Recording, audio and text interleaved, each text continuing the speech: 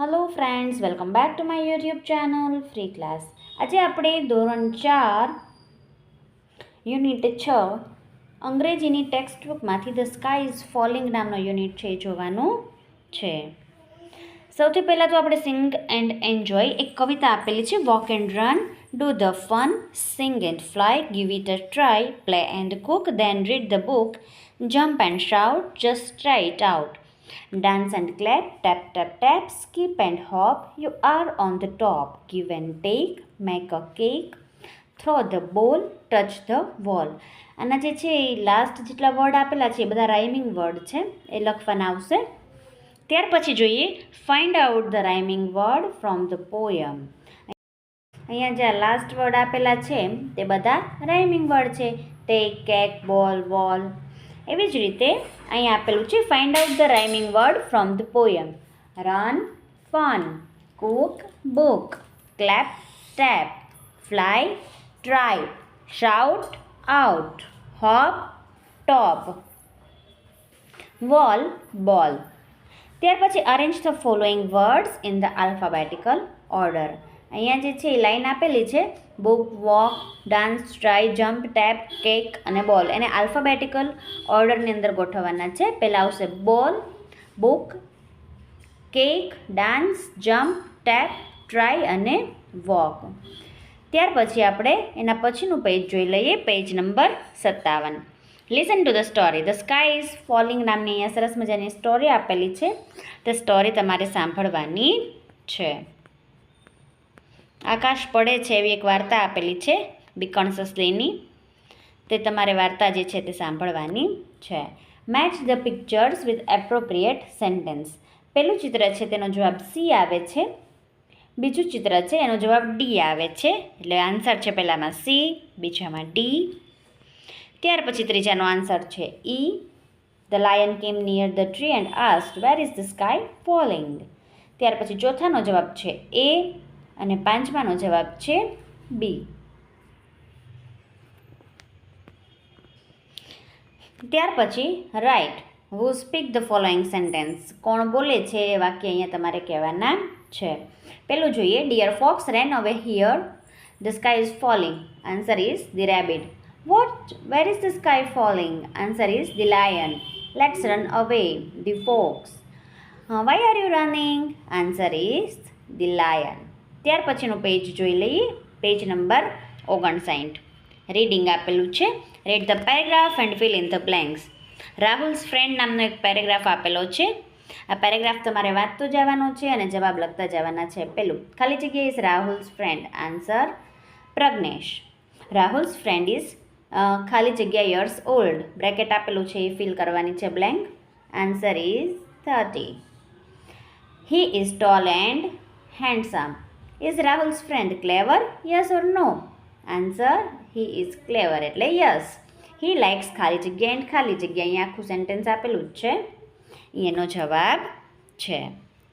ત્યાર પછી જોઈ લઈએ study the calendar page and answer the question. August 2022નું કેલેન્ડર અહીંયા આપેલું છે અને એની નીચે જે છે જે ઇનકરેક્ટ ઓપ્શન આપેલો છે એને આપણે કેન્સલ કરવાનો છે. પહેલાંની અંદર આપેલું છે હિન્દુ જે છે ઇનકરેક્ટ ઓપ્શન છે, બીજામાં થર્સડે ઇનકરેક્ટ ઓપ્શન છે, ત્રીજામાં મંડેઝ ઇનકરેક્ટ ઓપ્શન છે.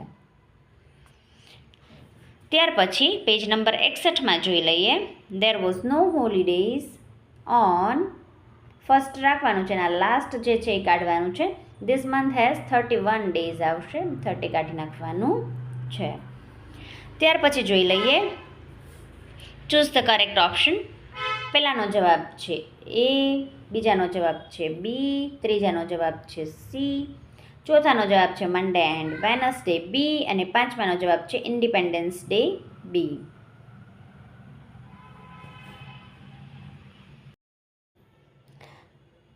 Writing study the picture at the beach. એક ચિત્ર આપેલું છે બીચનું. Write sentences about the pictures using the word in the bracket. અહીંયા જે છે એ બ્રેકેટની અંદર જેટલા શબ્દો આપેલા છે ચિલ્ડ્રન, બોલ, tent, dog, beach, trees, birds, એના ઉપરથી તમારે જે છે એ વાક્ય બનાવવાના છે. મેં અહીંયા childrens are playing on the beach. એ ચિલ્ડ્રન અને બીચ ઉપરથી વાક્ય બનાવેલું છે. બોલ પરથી બનાવ્યું છે ધેર ઇઝ અ બોલ ઓન ધ બીચ. ટેન્ટ પરથી બનાવ્યું છે there is a tent on the beach. Dog is playing on the beach. there are so many trees and there are so many birds on the trees. ત્યાર પછી જોઈ લઈએ complete the sentence by choosing the correct option from the box. અહીંયા જે છે my school વિશે બોક્સની અંદર જે છે વાક્ય આપેલા છે તે અહીંયા લખવાના છે. The name of the school is Vanasan primary school. There is a small garden and a big playground in front of school. There are 16 classrooms in school. There are many trees in school. There is a library, a laboratory, a staff room and office. There are 24 teachers in my school. Shri Visalbhai Solanki is our principal. There are about 600 students in our school. The teachers are caring and loving. I like my school very much. અહીં my school વિશે જે છે તમારે નિબંધ લખવાનો છે. જે ઉપરના તમે આજે 10 વાક્ય લખ્યા એ જોઈને જ 10 વાક્યો અહીંયા લખવાના છે, જે આ પ્રમાણે છે તે તમે જોઈને લખી શકો છો.